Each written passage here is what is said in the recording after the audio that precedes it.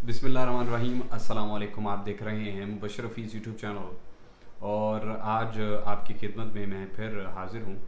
तो आज मैं एक ऐसे टॉपिक पर बात करने जा रहा हूँ कि जो हमारे नए आने वाले जो दोस्त हैं, यानी जो इंग्लैंड के लिए अप्लाई कर रहे हैं, उनके लिए बड़ी एक अलार्मिंग सिचुएशन है। वो ये सिचुएशन है कि मैं आज इंग्लैंड के हवाले से जो स्टूडेंट वीज़ाज़ हैं उनके हवाले से जो है वो बात करने जा रहा था कि आपको पता है कि पिछले कुछ 2 से 3 सालों में इंग्लैंड ने बहुत सारे जो है वो वीज़ाज़ इशू किए हैं। और हाँ, वो पाकिस्तान हो, इंडिया हो, नेपाल हो, तो वहाँ से बहुत ज़्यादा जो है वो लोग इंग्लैंड चले गए हैं और फिर उसके बाद उन्होंने जाकर वहाँ पर काम करना शुरू कर दिया। सारे मामला जो है वो बड़े बेहतरीन चल रहे थे। लेकिन अभी जो 2024 की जो नई रिस्ट्रिक्शंस हमारे सामने आई हैं वो बड़ी अलार्मिंग हैं और वो मैं आपके साथ शेयर करने जा रहा हूँ। वो सबसे पहले तो एक ये सिचुएशन है कि पहले जो इंटरमीडिएट पास जो है वो लड़के लड़कियां थे वो अप्लाई करते थे और उसके बाद जो है वो बैचलर्स में अपना जो है वो अप्लाई करते थे। अप्लाई करने के बाद उनको वीज़ा इशू हो जाता था, अपनी फीसेस पे करते थे और वहाँ पर चले जाते थे। और फिर उसके बाद जो है वो वहाँ पर काम करना और उसके बाद अपनी जो है वो सालाना फीसेस जो है वो भरते थे। लेकिन अभी जो मामलात हैं वो बड़े जो है वो अजीब से हैं। वो इस तरह अजीब हैं कि अभी जो इंग्लैंड की गवर्नमेंट है उन्होंने अनाउंस किया है कि अब सिर्फ़ और सिर्फ उन्हें वीज़ा मिलेगा जो जो है वो पीएचडी के लिए इंग्लैंड में जा रहे हैं। और उन्हें वीज़ा मिलेगा जो रिसर्च के लिए वहाँ पर इंग्लैंड में जाएंगे। तो उसके बाद जो बैचलर्स और जो इंटरमीडिएट के बाद जो बैचलर्स के लिए जाते हैं या मास्टर्स के लिए जाते हैं, उन्हें अगर वीज़ा मिलेगा तो उसमें एक कंडीशन उन्होंने रखी है कि अगर वो किसी पाकिस्तान की ऐसी यूनिवर्सिटी से पहले उन्होंने तालीम हासिल की है और फिर उसके बाद इंग्लैंड की किसी एक हाई रैंकिंग जो है वो इंस्टीट्यूट में या कॉलेज में उनका जो है वो एडमिशन होता है, फिर उसके बाद उसे जो है वो देखा जाएगा और फिर उसके बाद देखने के बाद उसे वीज़ा दिया जाएगा। तो ये एक बड़ी जो है वो सूरत हाल अजीब सी बना दी गई है कि जो पाकिस्तान से हमारे लिए तो पहले ही बहुत ज़्यादा जो है वो सख्तियाँ और मुश्किलात थी। वहाँ से पाकिस्तान से निकलना जो है वो इतना आसान नहीं है, लेकिन हमारे लिए और जो है वो ज़्यादा बैरियर्स खड़े कर दिए गए हैं ताकि हम और जो है वो मुश्किलात से गुजरे। लेकिन आपको बताने का मकसद ये है कि आप अगर आपने किसी एजेंट्स को पैसे दिए हैं, अगर आप इंग्लैंड का वीज़ा अप्लाई कर रहे हैं, तो मेरा ये मानना है कि अभी आपका जो है वो काम प्रोसेस में होगा। फिर उसके बाद 2024 भी 1 डेढ़ माह के बाद 2 माह के बाद जो है वो शुरू होने वाला है। तो आपके लिए काफ़ी ज़्यादा जो है वो मुश्किल हो जाएगा और आपको वीज़ा लेना उतना आसान नहीं होगा जैसे पहले जो है वो आसान था।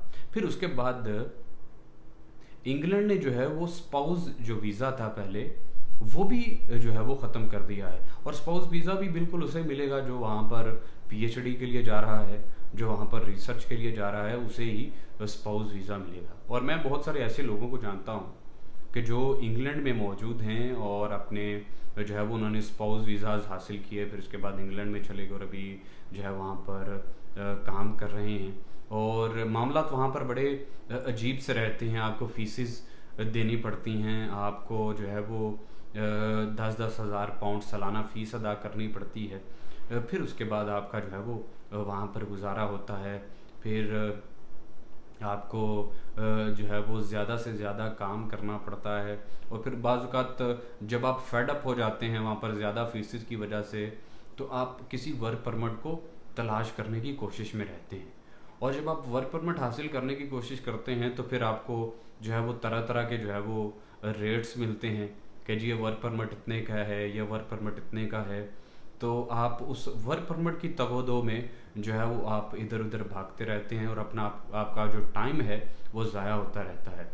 तो उसके बाद एक और जो है वो परेशानी की बात यह है कि पहले जो जो है वो मेडिकल इंश्योरेंस की जो फीसेस थी इंग्लैंड में, अगर वो जो है वो 50% थी, अभी वो उसे 100% कर दिया गया है। वो आपको जो है वो 50% और पे करना पड़ेगा, उसकी जो फीसेस हैं वो ज़्यादा कर दी गई हैं। तो ये सारे मामला इंग्लैंड में चल रहे हैं, तो इसी वजह से मैं अपनी तमाम वीडियोस में आपको यूरोप सजेस्ट करता हूँ। देखिए, यूरोप में आपको बाज़ कंट्रीज़ में जो है वो वेज रेट कम मिलता है, लेकिन आप ये देखिए कि अगर आप वहाँ पर 3 से 4 साल या 5 साल गुजार लेते हैं, फिर उसके बाद जो आपका जो है वो फ्यूचर है वो सिक्योर हो जाता है, ना कि जैसे आप इंग्लैंड में रहते हैं। अगर आप इंग्लैंड में 8 से 9 साल 10 साल आप किस तरह से गुजारेंगे, ये बड़ा एक मुश्किल रहता है। आप वहाँ पर 8 से 9 साल वहाँ पर गुजारें। हाँ, बिल्कुल ठीक है कि जो लोग पीएचडी के लिए वहाँ जा रहे हैं, जो वहाँ पर कोई जो है वो इंजीनियर है, अगर वो वहाँ जा रहे हैं, उनका जो है वो सिस्टम ही अलग हो जाता है। उनकी जो स्टडी है वो स्टडी कंप्लीट करते हैं, फिर उन्हें बाद उसके बाद उन्हें जॉब्स मिल जाती हैं, तो उनके मामला जो है वो बेहतर होते हैं, ना कि जो लोग जो है वो ज़्यादा पढ़े लिखे नहीं होते। यानी मैं लेबर्स की बात कर रहा हूँ कि जो लोग चाहते हैं कि उन्हें वर्क परमिट हासिल हो, वर्क परमिट पर आएँ और आते ही जो है वो अपना काम करना शुरू कर दें। तो इस वजह से जो यूरोप है वो आपके लिए बेस्ट ऑप्शन है। और जब आप किसी भी, मैंने लिथुआनिया के हवाले से जो है वो अपने यूट्यूब चैनल पर वीडियो अपलोड की है, मैंने एस्टोनिया के हवाले से वीडियो अपलोड की है, तो आप जो मेरी ये वीडियोस हैं वो लाजमी देखा करें। और हमारी ये कोशिश रहती है कि आपको कोई ऐसी मुफीद इन्फॉर्मेशन दी जाए ताकि उससे आपका फ़ायदा हो और आपको फ्री ऑफ कॉस्ट, बगैर किसी को जो है वो पैसे दिए, आपका जो है वो काम हो और आप यहाँ पर खैरी ऑफिस से पहुँचें। और देखिए, जब आप किसी जो है वो बड़े मुल्कों की तरफ देखते हैं, यानी आप नॉर्वे को देखते हैं कि आप डायरेक्ट उसका वीज़ा अप्लाई करें। आप अगर तो आप पढ़े लिखे हैं, अगर आपके पास कोई डिग्री है, अगर जैसे कि अभी नॉर्वे में और डेनमार्क में और बेल्जियम में जो है वो नर्सिंग की जो है वो वहाँ पर हायरिंग हो रही है, जिन्होंने नर्सिंग का जनरल जो कोर्स किया है, वो अगर आपने कोर्स किया है 4 साल, फिर उसके बाद अगर आप कहीं पर जो है वो ऐसे एज ए नर्स जो है वो हाउस जॉब कर रहे हैं, वो आपका बिल्कुल फैमिली वीज़ा है। तो वो आपका बिल्कुल जो है वो फैमिली वीज़ा है, आप उसी पर भी अप्लाई कर सकते हैं। उस पर कोई आपको जो है वो इतने पैसे खर्चने की ज़रूरत नहीं है, आपका फैमिली वीज़ा है, आप फैमिली को अपनी को साथ लेकर जा सकते हैं। और ये सारी जो है वो तमाम बात करने का मकसद यही है कि जो यूरोप में सेटलमेंट के जो चांसेस हैं वो ज़्यादा हैं, ना कि जो है वो इंग्लैंड जैसी कंट्री में। तो अभी तो इंग्लैंड में हालात काफ़ी ज़्यादा जो है वो बिल्कुल मुख्तलिफ हालात हैं। जब आप कंपेयर करते हैं आज से जो है वो 8-10 साल पहले, जब हालात जो है वो बिल्कुल नॉर्मल थे, लेकिन अभी हालात जो है वो उसके बिल्कुल मुख्तलिफ हो गए हैं। और दूसरा ये है कि वहाँ पर पीआर हासिल करना काफ़ी ज़्यादा मुश्किल है। तो इसी वजह से मैं अपनी जो वीडियोस हैं उसमें ये बताने की कोशिश करता हूँ कि आप जो है वो यूरोपियन किसी कंट्री को सिलेक्ट करें और यहाँ पर आप एज ए जो है वो वर्क परमिट हासिल करें। वर्क परमिट हासिल करने के बाद आपकी जॉब शुरू हो जाती है। और देखिए, जब आपके पास वर्क परमिट होता है तो आप को ये चीज़ों की टेंशन लेने की ज़रूरत नहीं रहती है कि आपको जो है वो खाना क्या है, आपको रहाइश कहाँ पर मिलेगी, ये सारा जो सारी मामलात हैं, आप टैक्स किस तरह से अदा करेंगे, सारे मामलात आपका जो है वो एम्प्लॉयर देखता है।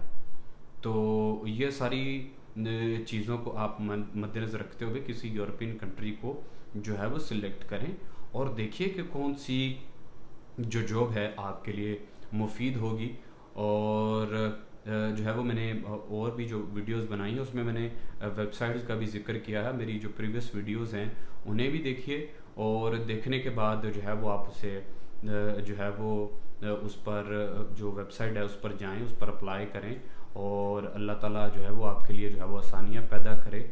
और हमारी कोशिश यही रहती है, जब भी मुझसे कोई पूछता है तो मेरी कोशिश यही रहती है कि जितना मुझे मालूम है और जितना मैं समझता हूँ चीज़ों को, उस हवाले से मैं आपको लाजमी उस पर जो है वो गाइड करूँ और ताकि जो है वो आपको एक अच्छा एक मशवरा दिया जाए और आप उस पर जो है वो कामयाब हो सकें। तो ये थी जी मेरी आज बेसिकली ये मेरी वीडियो जो है वो इंग्लैंड के हवाले से थी।